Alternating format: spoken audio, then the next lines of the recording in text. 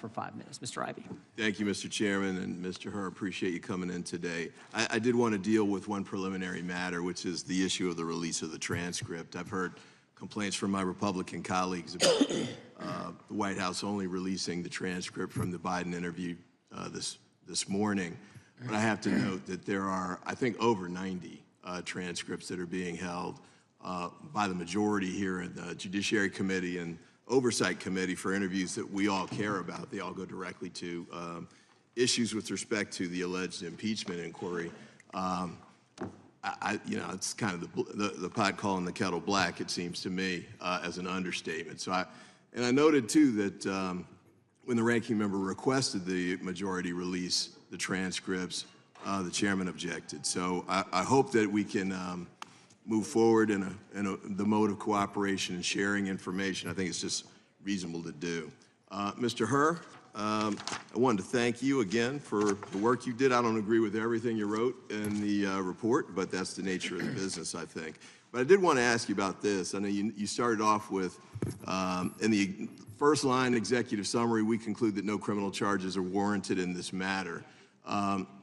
And I take it that's still your position today.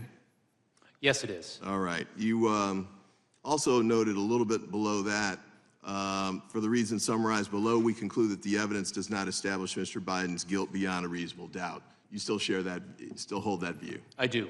Okay, and even though you objected to the use of the word exonerated, from your perspective, he's been cleared of all criminal charges in your investigation. Is that fair? I determined that based on the evidence, criminal charges are not warranted.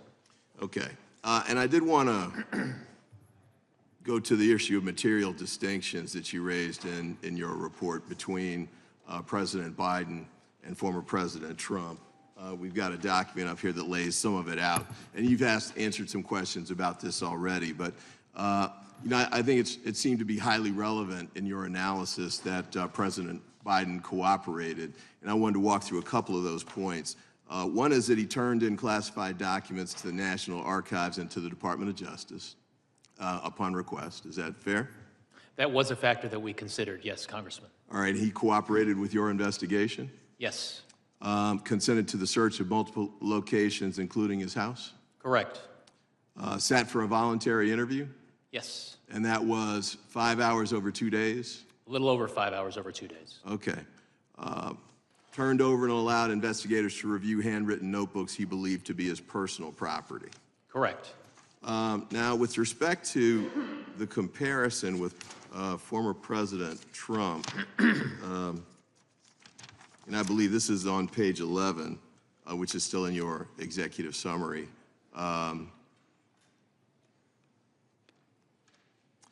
And I'll just read part of this to you. Unlike the evidence involving Mr. Biden, the allegations set forth in the indictment of Mr. Trump, if proven, would present serious aggravating facts. Most notably, after being given multiple chances to return classified documents and avoid prosecution, Mr. Trump allegedly did the opposite. According to the indictment, he not only refused to return the documents for many months, but he also obstructed justice by enlisting others to destroy evidence and then to lie about it. In contrast, Mr. Biden turned in classified documents to the National Archives and the Department of Justice, consented to the search of multiple locations, including his homes, sat for a voluntary interview, and in other ways cooperated with his investigation. That's from page 11 of your report? I see that language on page 11. All right, and you still stand by that language? I do, sir. Okay. And this is this is your report. You take full responsibility for everything that's in the document? I do. I stand by every word in it. All right. All right. Wanted to ask you a couple of questions. One is with respect to the surprising line of questions you got right before we broke about guardianship, which seems to me like a dramatic stretch of the anything that was remotely involved in your report. Did you raise any kind of issues about Mr. Biden needing guardianship or anything along those lines? Nothing relating to guardianship appeared in my report. Okay. And so I guess you made the one point about him being an elderly man with poor memory, but are you saying did you say anywhere in your report that you thought not only would he be unfit to handle his own finances, but he'd be unfit for public office? My report did not include any opinions on those issues. Okay, I see my time is exhausted, but thank you again for your testimony. I appreciate your efforts. Gentleman yields back. Gentleman from Virginia is recognized.